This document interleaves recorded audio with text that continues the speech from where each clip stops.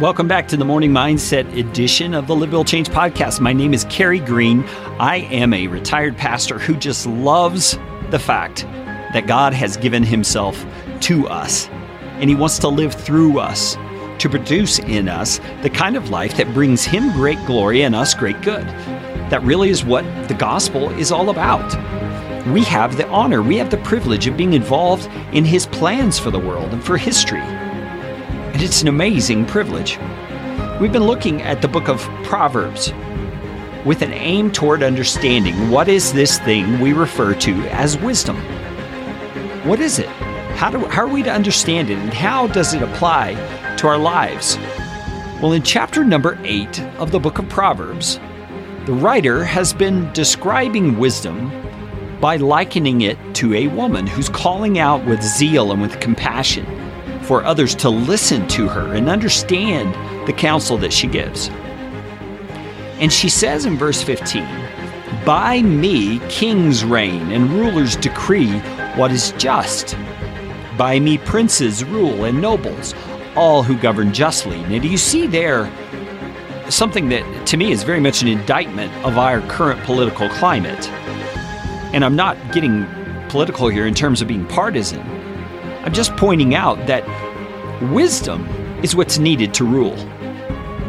And justice is the outcome of wisdom being applied to rulership. And so kings, rulers, princes, nobles, all who govern are to govern justly, and they do that by wisdom.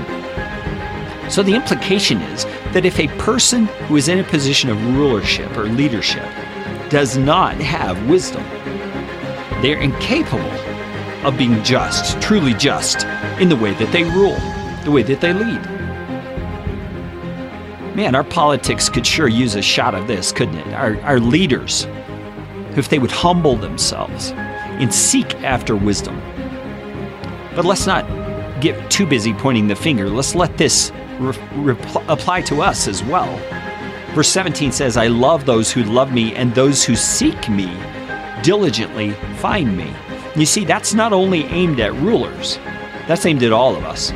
If we seek wisdom diligently, we will find it. That's God's promise.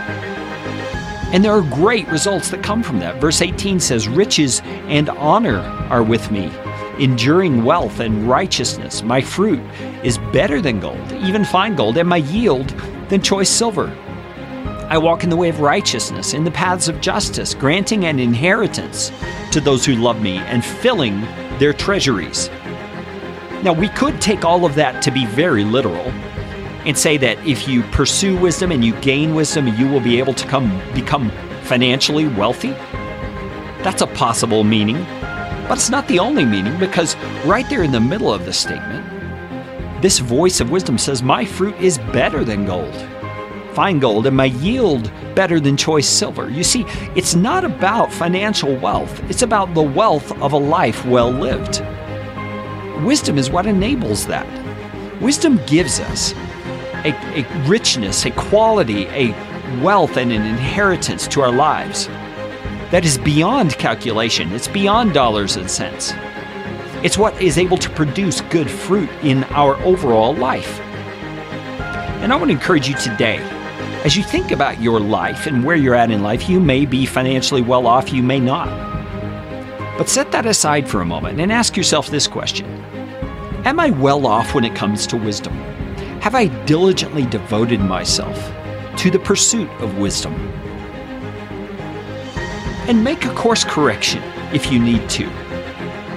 Receive God's encouragement about what you've done if you feel that's appropriate. But whatever you do today, remember, wisdom is of much greater value than all the financial, all the physical goods that you could have. Wisdom is what will build a life worth having and a life that blesses others. Join me again tomorrow as we continue in the book of Proverbs on the Morning Mindset.